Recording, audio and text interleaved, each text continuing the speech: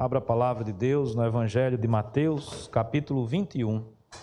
Nós vamos hoje meditar do verso 28 ao verso 32. Evangelho de Mateus, capítulo 21, do verso 28 ao verso 32.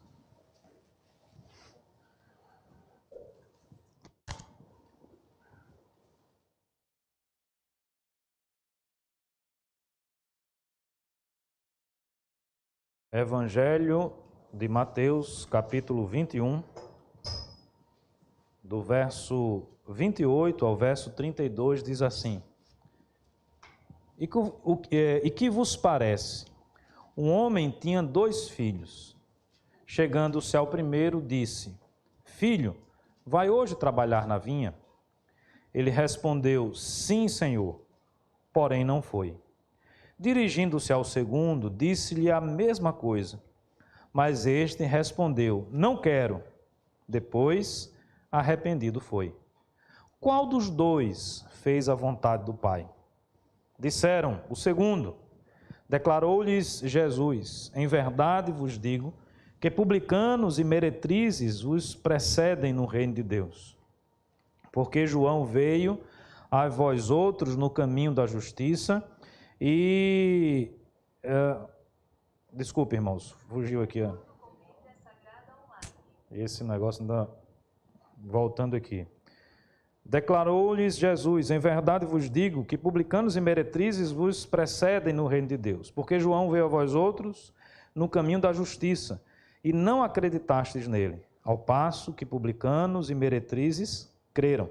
Vós, porém, mesmo vendo isto, não vos arrependestes, afinal, para acreditardes nele. Vamos orar mais uma vez, pedindo a graça do Senhor sobre a nossa vida. Presbítero Jorge nos eleva a Deus em oração nesse instante. Grande Deus, vimos a sua presença. Fala conosco, Pai. Estende as tuas mãos neste momento e administrar a tua palavra. Fala aos nossos corações, aos corações daqueles que estão em casa e de tantos quantos escutarem essa mensagem posteriormente. Que o teu Espírito Santo use o teu servo, transmitindo-nos a tua mensagem. Amém, amém. Meus amados irmãos, as Sagradas Escrituras, a Palavra de Deus, o próprio Senhor Jesus teve como característica do seu ministério a pregação do Evangelho, a propagação do reino de Deus aqui na terra. As Sagradas Escrituras nos ensinam e nos mandam que assim devemos fazer. Se nesse mês de missões nós pensamos nos missionários, nos irmãos e nas irmãs que estão na linha de frente, nós imaginamos pessoas que assim foram desbravar locais, lugares inóspitos, difíceis, para que o reino de Deus fosse pregado, para que o reino de Deus crescesse sobre a face da terra. Isso é desde os apóstolos, né? Pensando aqui na era cristã, para os pais apostólicos, para os pais da igreja nos primeiros séculos, para a igreja ao longo de toda a sua trajetória nesses praticamente 2000 anos de existência, a obra missionária, a pregação do Evangelho, a propagação da palavra de Deus sempre foi uma marca fundamental da Igreja de Cristo. Agora, a despeito de ser essa uma marca importante, fundamental e presente na vida da igreja, muitas heresias se levantam, muitas distorções se levantaram e continuam se levantando a respeito do que é o reino de Deus. Distorções do verdadeiro evangelho do reino do Senhor Jesus. Por isso, meus amados irmãos, não nos basta apenas pregar, nós precisamos pregar a verdade. Não nos basta apenas anunciar, nós precisamos anunciar Cristo, nós precisamos anunciar a verdade. Nós temos, às vezes, acompanhado, né, os dados oficiais, seja do IBGE ou de qualquer outra forma de aferir esses dados, em que se fala, por exemplo, no Brasil, de um crescimento do número de evangélicos. Eu sempre faço essa observação, na minha visão, quanto mais o número de evangélicos cresce, mais a violência deveria diminuir, mais a corrupção deveria diminuir e outras mazelas que fazem parte da natureza da nossa sociedade, dos nossos dias, e infelizmente, quantas e quantas vezes a constatação que nós fazemos é o contrário disso. De modo que nos faz pensar até que ponto, de fato, o Evangelho tem alcançado tantas pessoas, como elas afirmam. Até que ponto não existem aí heresias, não é? Não existem outros, entre aspas, evangelhos, não é? Não existem outras doutrinas desvirtuando aquilo que é a verdade de Deus. Nós aprendemos hoje pela manhã que a mentira tem um pai, que tem como característica na sua vida, de fato, a distorção, a mentira, o engano, o engodo. Satanás é o pai da mentira, assim nos ensina João, lá no capítulo 8.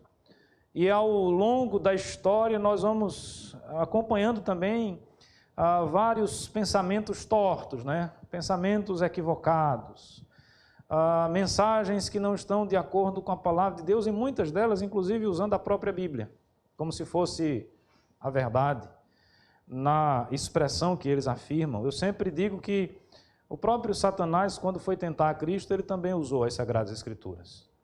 Lá por volta, meados do século XVIII, na Escócia, inclusive num berço de calvinismo, entre calvinistas, né, pessoas ligadas ao puritanismo, surgiu uma heresia muito sutil, uma fala muito bonita, né? Tem como, talvez, o seu expoente maior, Robert Sandeman, por isso é chamado de sandemanianismo, é um nome esquisito, não sei quantos já ouviram falar a respeito dessa heresia, e eles tinham como, vamos dizer assim, como ideia central da sua tese de fé, que para alguém ser salvo bastava ela crer intelectualmente naquilo que a Escritura falava a respeito de Jesus. Como se não fosse necessário uma transformação da vida, como se não fosse necessário algo que mexe com o nosso coração, que transforma as nossas ações. Perceba que é uma fala sutil, uma fala que, no primeiro momento, ouvindo, qual é o problema de dizer que é importante crer naquilo que as Sagradas Escrituras falam a respeito de Cristo? O problema é que a mentira, o engano, a falsidade, em alguns momentos, ela pode se apresentar de forma escancarada, onde a gente diz assim, não, isso não é possível. Vez ou outra a gente assiste aí, não é, umas falas, umas mensagens esquisitas. Esses dias aí circulou nas redes sociais um pastor falando um monte de impropérios, palavrões na mensagem, não sei quantos viram isso. Dentre outras coisas malucas que a gente às vezes vê. Essas não são tão espantosas. Aliás, até são espantosas, mas eu diria, elas não são tão perigosas como aquelas que são sutis, como aquelas que vão permeando, né? Que tem a cara da verdade, que lida numa perspectiva onde a gente vai ouvir no primeiro momento, e se a gente tiver com a guarda baixada, se nós não estivermos devidamente revestidos da armadura de Deus, nós podemos cair nessas ciladas. São muitas as heresias que continuam sendo defendidas, algumas requentadas.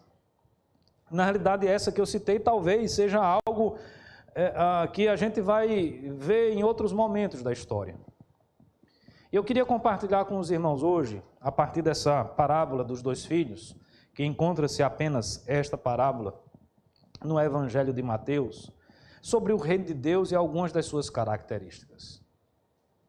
É muito interessante a história. Eu já preguei esse texto outras vezes aqui na igreja, porque de fato eu acho essa história muito impressionante e traz assim algumas lições que são muito preciosas para a nossa vida, para a gente entender como o reino de Deus funciona, ou o que é o reino de Deus, ou quais são as suas marcas, quais são as suas características. Volte os seus olhos mais uma vez para o texto. E antes de adentrarmos aqui nesses versos, o Senhor Jesus mais uma vez está aqui dialogando com homens que gostariam de pegá-lo no pulo, não é? De destruir a sua mensagem, de lançar, não é, mão da sua vida, de prendê-lo, às vezes até de matá-lo. Não é apenas no Evangelho de João, que temos estudado pela manhã, que nós encontramos isso. Esse texto se encontra depois da entrada triunfal do Senhor Jesus em Jerusalém, aquele momento em que ele expulsa os cambistas, né, do templo, e ali ele vai conversando com algumas autoridades do templo, eles tentando pegar Jesus no pulo, não é? Eles fazem uma pergunta ao Senhor Jesus, o Senhor Jesus responde com outra pergunta, não é? O que é que vocês falam a respeito do batismo de João Batista? É da terra ou do céu? Não sei se os irmãos lembram desse episódio, depois você dá uma lidazinha aí. E eles então disseram, poxa, a gente queria enquadrar Jesus aqui, mas é ele que está enquadrando a gente. Se a gente disser que é do céu, a gente vai dar razão a ele. Se a gente disser que é da terra, nós vamos nos voltar contra a população, porque Jesus estava curando, Jesus estava expelindo demônios, Jesus estava fazendo sinais e maravilhas, e ele contava com a população, naquele momento, naquela circunstância, ao seu lado. Eles disseram assim, olha, nós não sabemos. Aí Jesus diz, então também não vou responder o que vocês estão me perguntando. E aí depois desse diálogo, o Senhor Jesus fala essa parábola. E obviamente que a parábola ela serve para o bom entendedor. O mau entendedor não vai compreender. O mau entendedor não vai chegar nas conclusões que deveria chegar. E essa parábola fala de 2 filhos. E o texto então diz assim que o Senhor Jesus pergunta àqueles homens, o que vos parece? Qual a impressão que vocês têm? Qual a opinião de vocês? Existem 2 filhos e existe um Senhor, não é? Obviamente que nós estamos diante aqui, na explicação dessa parábola, de Deus e dos homens, dos seres humanos, daqueles que o seguem e daqueles que não seguem, daqueles que vão fazer parte do reino do Senhor, do Deus Todo-Poderoso, do Cristo, e daqueles que não vão fazer parte do reino de Deus. E esse Senhor então chama um dos seus filhos e diz a ele, né, vai trabalhar na vinha. Imediatamente o que é que ele diz? Pois não, sim Senhor, eu vou trabalhar na vinha. Mas ele foi trabalhar na vinha? Não, ele não foi trabalhar na vinha. O Senhor então chama o outro filho e diz, vai trabalhar na vinha. E naquele momento ele diz, eu não quero, eu não vou trabalhar na vinha. Mas o texto diz, arrependido ele foi. Então veja, um falou uma coisa e fez outra. O outro falou também uma coisa e fez outra. Mas um falou algo bom e fez o que era ruim. O outro falou o que era ruim e fez o que era bom. E a primeira conclusão que eu chego aqui a respeito do reino de Deus. O reino de Deus, meus amados irmãos, ele não consiste na aparência apenas, na estética apenas. Eu uso até essa palavra, pegando e aproveitando aqui a pergunta que o Senhor Jesus fez. O que vos parece? Às vezes a aparência, ela engana. O reino dos céus, o reino de Cristo, estabelecido aqui na terra, o reino de Deus, meus amados irmãos, ele precisa ir além da aparência. Ele está relacionado à sinceridade do coração, e não à estética, e não à parte externa, e não aquilo que nós, nas nossas falas, às vezes, camuflamos. E eu consulto os irmãos, será que nós temos essa capacidade, enquanto seres humanos, de mudar a nossa expressão, de falsear aquilo que está dentro do nosso coração? Às vezes é difícil, mas na maioria das vezes nós conseguimos, não é? Agindo como verdadeiros atores e atrizes, né? Na realidade, usando aqui uma expressão mais lá atrás, como verdadeiros hipócritas, que é a origem do termo que traz a ideia do ator, não é? Da atriz, daquele que tão somente está encenando. Eu conheço uma pessoa que trabalhou por muitos anos no mundo da música, né? Basicamente no mundo da música na Bahia, no axé music, em outras modalidades daquele meio artístico ali. E ele dizia assim para mim, olha, Gleito, você não tem a noção de como é diferente, como as pessoas se apresentam no palco. Aquela fala, né? Olha, nós estamos aqui lutando pela paz, pelo amor, pela igualdade. E muitas vezes essa pessoa trata mal os funcionários, a turma que está ali, os músicos, né? Trata mal um monte de gente, está desajustado na família. Então é capa, e tão somente uma capa, uma aparência que vende, e que as pessoas olham e dizem, nossa, que pessoa fantástica é fulano de tal, mas não consegue perceber porque não consegue ir além daquela aparência, que aquela pessoa não é nada daquilo que ela vende ser.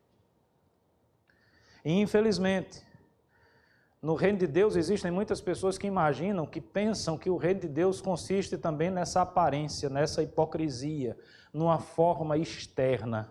Os fariseus eram mestres nisso. Veja que o Senhor Jesus está dialogando com homens que muitas vezes atavam fardos pesados sobre os ombros dos outros, fardos que eles mesmos não carregavam. Um legalismo hipócrita. O reino de Deus não consiste nessa realidade. O reino de Deus, meus amados irmãos, ele passa e perpassa pela sinceridade do nosso coração. Por quê? Porque a aparência engana, a aparência é ilusão, a aparência causa muitas vezes a falsa impressão de que algo é o que na realidade não é. Se nós olhássemos, veja, se nós olhássemos para esses dois filhos, sem que nós soubéssemos do final da história, pense comigo, acompanhe comigo o raciocínio. O pai diz a um, não é? Você vai trabalhar na vinha. O que é que ele diz? Eu vou. Paremos aqui a história.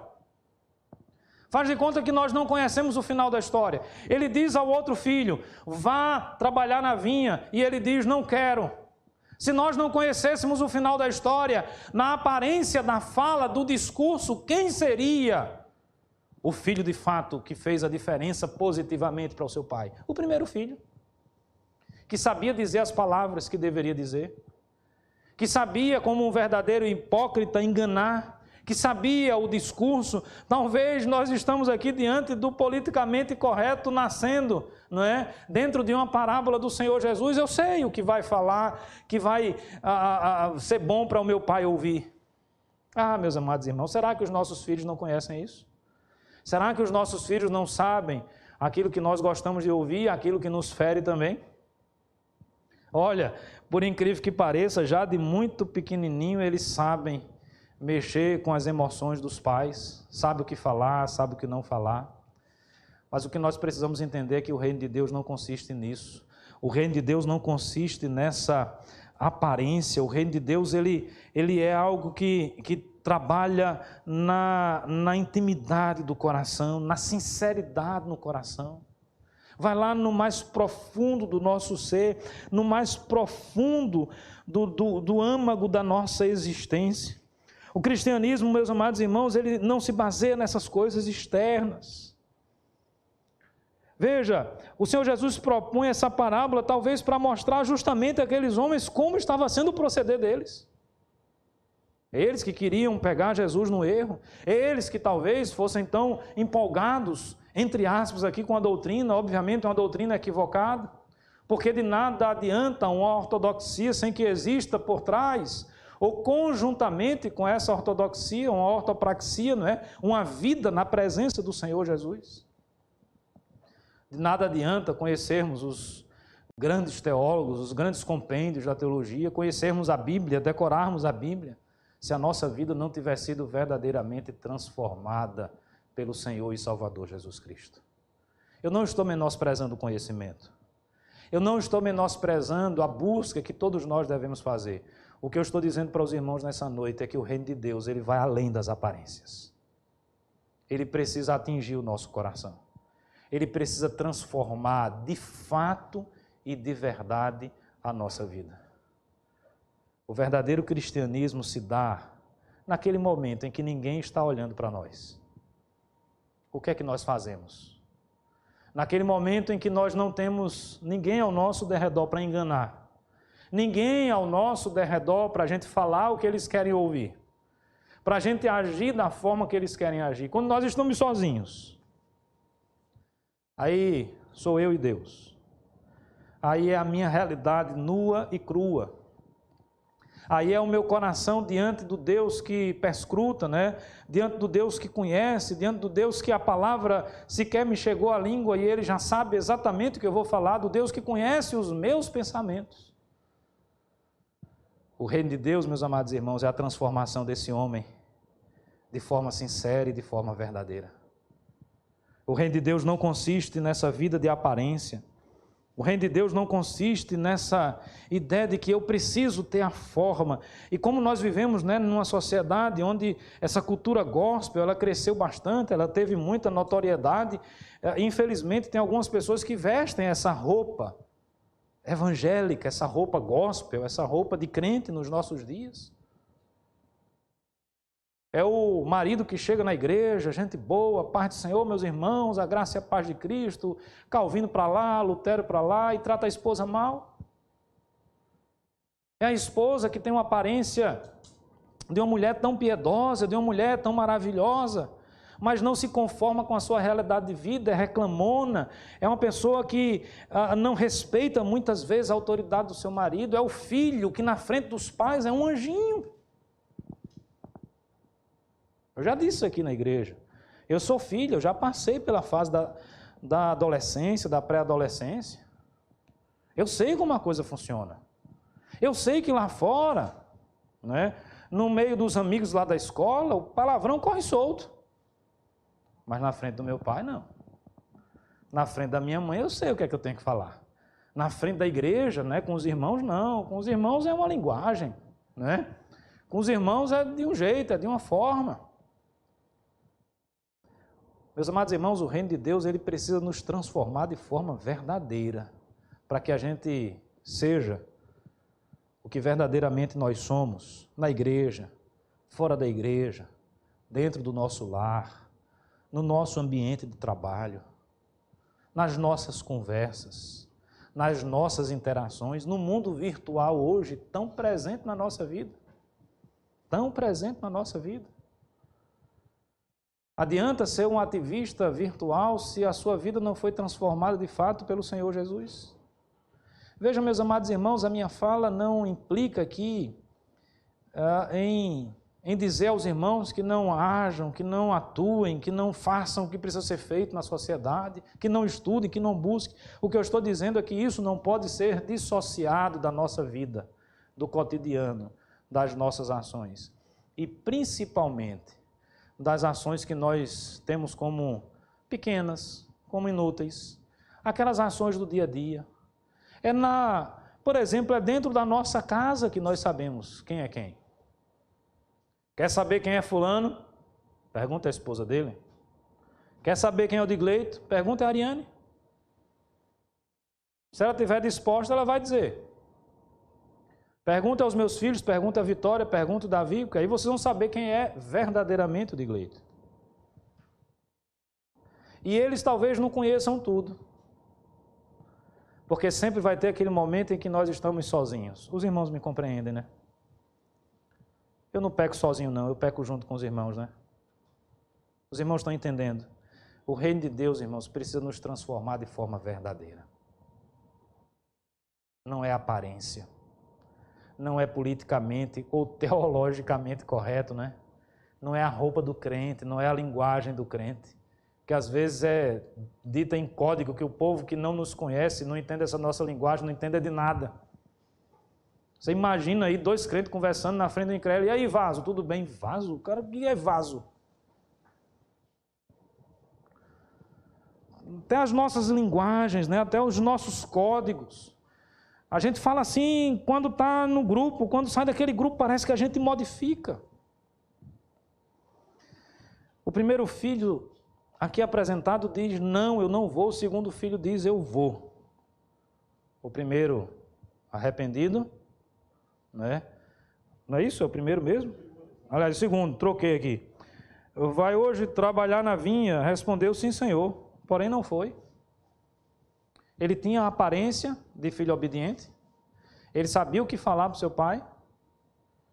Ele tinha a palavra certa. Estava tudo certinho. Mas ele não foi. E o que importa, meus amados irmãos, no reino de Deus, esse é o segundo ponto.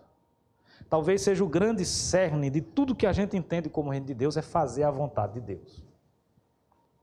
É isso que importa. Quem fez a vontade do Pai? O que tinha a aparência, o que falou a palavra bonita, o que disse o que o Pai queria ouvir? Ou quem fez a vontade de Deus, a vontade do Pai, foi aquele que no primeiro momento, sendo muito sincero, falou aquilo que estava no seu coração, ele disse, eu não quero.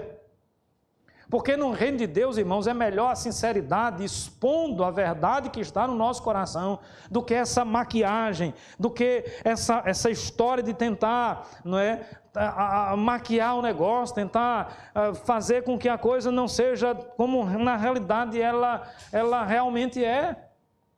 Ele falou a verdade, ele não queria. Quantas e quantas vezes nós também não queremos? Quantas e quantas vezes o que está no nosso coração é a desobediência? Quantas e quantas vezes o que está ocupando a nossa mente é o pecado?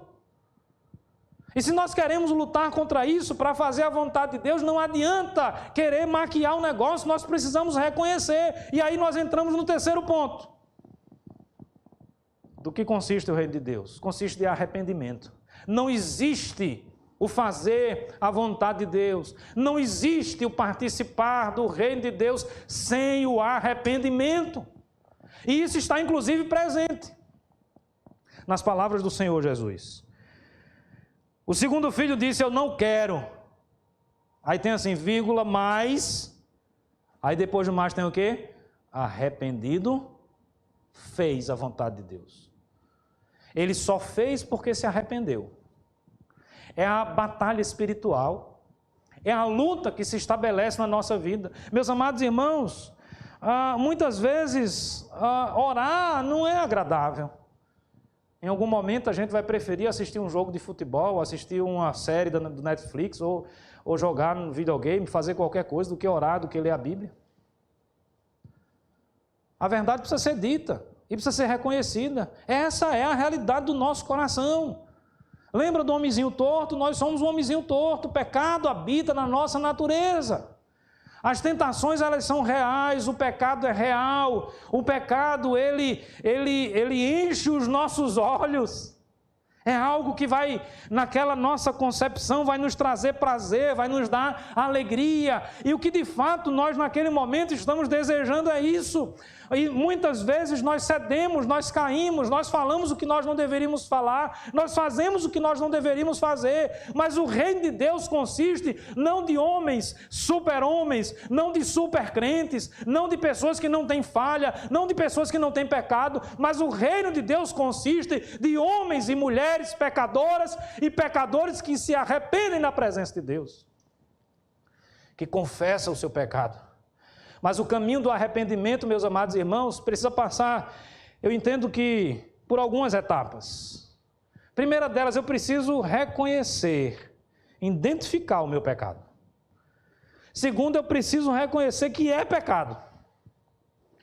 Porque, olha, essa história da falsidade, da hipocrisia, ela é tão forte no nosso coração, que a gente tem uma mania de querer chamar o pecado de uma coisa boa, né? Tentando minimizar os efeitos do pecado. Vez por outra eu falo isso aqui, nessa linguagem dos nossos códigos, né? Do mundo gospel, tem uma história de não, mas é um pecado santo. Já ouviu isso? Não. É uma inveja santa. Me explica aí, meus amados irmãos, o que é uma inveja santa? Percebe? A nossa mente trabalhando, a nossa hipocrisia trabalhando para amenizar aquilo que não presta. Para dizer que o que é ruim é bom. Não, o reino de Deus não consiste nessa prática, nesse tipo de postura. Pecado é pecado, inveja é inveja. Está lá no cerne da espinha dorsal dos mandamentos, da lei moral de Deus, não cobiçarás. Ponto. Final. Não é não cobiçarás mais, se for só um pouquinho, pode. Não cobiçarás mais, é porque eu estava num mau dia. Não cobiçarás mais, não teve jeito. Não é assim que a coisa funciona. Não cobiçarás, ponto. Cobiçou, arrependa-se. Peça perdão a Deus. Confesse seu pecado. O caminho do arrependimento precisa passar por isso.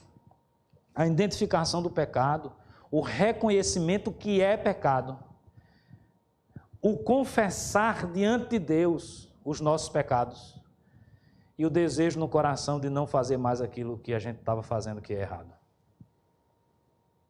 Se isso não é uma realidade na nossa vida, nós não estamos nos arrependendo como nós deveríamos nos arrepender.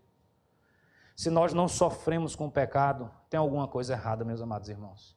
Tem alguma coisa errada. Nós cantamos hoje uma canção, né, enquanto eu calei os meus pecados, baseado no Salmo de Davi. Né, enquanto eu calei os meus pecados, envelheceram os meus ossos pelos meus constantes gemidos diante do Senhor. Davi, um homem segundo o coração de Deus, pecou lá, adulterou com Batseba. E aí, não, mas é porque isso, é porque aquilo. Não, pecado é pecado. Você precisa confessar diante de Deus. O reino de Deus consiste nisso. É por isso que o Senhor Jesus traz uma palavra duríssima para esses homens. Os homens, os senhores da lei. Os que estavam no templo diariamente, constantemente. Aqueles sábios homens que tentavam constranger o Senhor Jesus. Verso 30, dirigindo-se ao segundo, disse-lhe a mesma coisa. Verso 31, qual dos dois fez a vontade do Pai? A resposta é óbvia, eles não tinham. Se na outra pergunta eles não quiseram responder, nessa eles não tinham como não responder. Disseram, segundo. Mas não para por aí o ensinamento do Senhor Jesus para aqueles homens. O Senhor Jesus diz assim, em verdade vos digo, publicanos e meretrizes vos precedem no reino de Deus. Meus amados irmãos, vocês têm noção do que o Senhor Jesus está falando aqui? Algo mais ou menos assim, e as irmãs e os irmãos aqui presentes, pelo amor de Deus, me entendam. Mas só para que vocês tenham uma noção do que o Senhor Jesus estava falando. É como se eu chegasse para aqui diante das irmãs, e dissesse assim, olha, prostitutas estarão salvas no reino de Deus e as irmãs não. É como se eu dissesse aqui para os irmãos, olha, corrupto, ladrão, avarento, essa escória que não presta, vão estar no reino dos céus e os irmãos não. Eleição pastoral amanhã, eu estava eleito? Provavelmente não. Provavelmente não. Porque é uma palavra muito dura que o Senhor Jesus usa. Os publicanos e as prostitutas precederão vocês no reino dos céus. Por quê? Então nós estamos aqui. Veja, aí são as heresias que vão surgindo, né? Aí entra a turma da graça barata. Aí entram os libertinos. Aí entram aqueles que interpretam, por exemplo, aquele encontro que o Senhor Jesus teve com a mulher adúltera, dizendo, não, está liberado, pode fazer o que quiser. Lembra que o Senhor Jesus diz? Não é? Quem não tem pecado, atire a primeira pedra. Não é isso que o texto está nos ensinando também não. Porque meretrizes, prostitutas, mulheres, né, de má fama, porque avarentos, homens corruptos, homens maus, podem preceder aqueles doutores da lei, porque eles se arrependeram, porque eles creram. Se não houver a fé, se não houver o arrependimento, não tem reino de Deus, não tem salvação. Então a salvação não está estipulada apenas para os ricos, para os nobres, para os intelectuais. Lembra daquela outra parábola? Um senhor dando um banquete, chamou os nobres, chamou os homens importantes, ninguém apareceu. Lembra dessa parábola? Não. Ele diz então aos seus servos, vá lá. Entra nos becos, vai em todo lugar e chama todos para cá. Porque a graça do Senhor nosso Deus, ela não olha a raça, ela não olha o quanto nós temos na conta bancária, ela não olha a nossa profissão, ela não olha se nós somos funcionários públicos, se nós somos funcionário privado, da iniciativa privada, ela não olha nada disso. A graça de Deus, na realidade, nós não temos um parâmetro para medi-la, para aferi-la e para entender o porquê de um dia ela ter nos atingido, mas a verdade é, um dia Deus atingiu o nosso coração, um dia o reino de Deus nos alcançou e nos atingiu, e louvado seja o nome do Senhor por isso. E seja uma prostituta, seja um corrupto, seja lá quem for, se esse homem, se essa mulher se arrepender diante do Deus Todo-Poderoso, será salvo. É isso que o Senhor Jesus está dizendo. Se essas pessoas crerem no Filho de Deus, no Verbo que se fez carne, que habitou entre nós, que deu a sua vida por nós, nós, meus amados irmãos, precisamos acreditar nessa palavra. Nós, como verdadeiros missionários do Senhor Jesus, precisamos pregar essa palavra, porque as pessoas precisam de salvação. Não escolha, fulano é tão certinho. Eu acho que eu vou começar por ele, que eu acho que ele é mais fácil de se converter. Às vezes a gente não age assim, dessa forma. Só eu que peco, ou os irmãos pecam junto comigo. Nessa perspectiva que às vezes nós, fulano está perdido. Fulano já era. As meretrizes, os publicanos vos precedem no reino de Deus. Meus amados irmãos, um doutor de Israel ouviu um negócio desse. É algo que só o Senhor Jesus poderia dizer mesmo. Porque João veio a vós outros no caminho da justiça, e não acreditastes nele, ao passo que publicano e meretrizes creram. Por quê? Homens corruptos, por que prostitutas, meretrizes, estariam no reino dos céus na frente desses homens? Porque era especial o que essas pessoas faziam? Em hipótese nenhuma. Nunca esqueça do que o Senhor Jesus disse para a mulher adúltera lá no encontro que teve com ela. Vá e não peques mais. Não, nós não advogamos a libertinagem. Não, nós não advogamos uma graça barata. A graça nos constrange. A graça nos faz arrependidos do nosso pecado. Mas a graça atingiu essas pessoas e elas acreditaram, elas creram. Os outros doutores da lei, limpinhos, eles não eram tão sujos como as meretrizes. Eles eram limpinhos, mas eles não creram. Eles viviam de aparência. Era só fachada. Não esqueça o que o Senhor Jesus falou, por exemplo, dos fariseus. Sepulcros caiados. O que é isso? É o lugar onde existe a morte, pintado bem bonitinho, caiado, né? Bem arrumadinho. Uma aparência linda, uma aparência ótima. Eu lembrei até de uma história agora, de uma esposa e um pastor. Eles estavam procurando um lugar para fazer um retiro de carnaval, né? Estavam rodando um bocado de canto, saiu de carro, eles e outros irmãos da igreja, e à procura de um lugar e tal. E aí passaram num lugar belíssimo, uma grama verde, né? Maravilhosa, uma boa estrutura. Aí ela disse assim, bem, olha, que lugar é esse? Que lugar maravilhoso, parece que é um bom lugar para a gente fazer um retiro. Uma grama bonita e tal, era um cemitério, desses cemitérios, tipo o que a gente tem aqui no Parque das Flores, né? Muito bonito, muito bem tratado, uma graminha verde, né? Olha que coisa maravilhosa, é sepulcro caiado. A grama está maravilhosa. Está tudo pintadinho, flores, tudo arrumadinho, mas o que é que existe ali? O que existe ali é a morte. É a realidade da morte, fruto do pecado. A morte entra, faz parte agora da nossa natureza. Meus amados irmãos, a palavra do Evangelho estabelece o verdadeiro reino dos céus.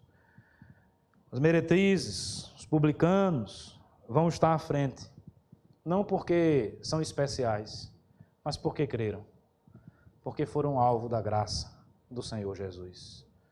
O reino de Deus continua com os mesmos princípios e os mesmos valores. Nós precisamos pregar essa palavra. Nós precisamos viver essa palavra. Meu amado irmão, não viva de aparência. No dia em que você errar, no dia em que você pecar, confesse. Às vezes a gente comete erros nessa vida, né? E o que seria de nós se não tivéssemos um bom advogado, às vezes, né, para nos socorrer? Diante do pecado que nós cometemos a Deus, não esqueça, nós temos um advogado junto ao Pai. E um advogado dos bons. Não perde uma causa. Não nos cobra honorários. Absolutamente nada. Na realidade, o preço que nós deveríamos pagar Ele vai lá e paga por nós. Não esqueça disso. Cristo morreu na cruz do Calvário. Deu a sua vida por mim. Deu a sua vida por você. Nós continuamos em pecado. Nós continuamos fazendo aquilo que é errado.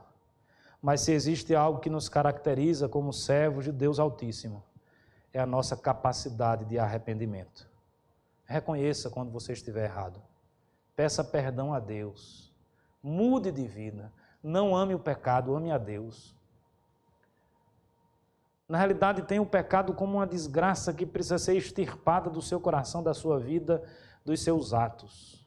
Não tente tapar o sol com a peneira. Não tente dizer que é santo aquilo que não é santo.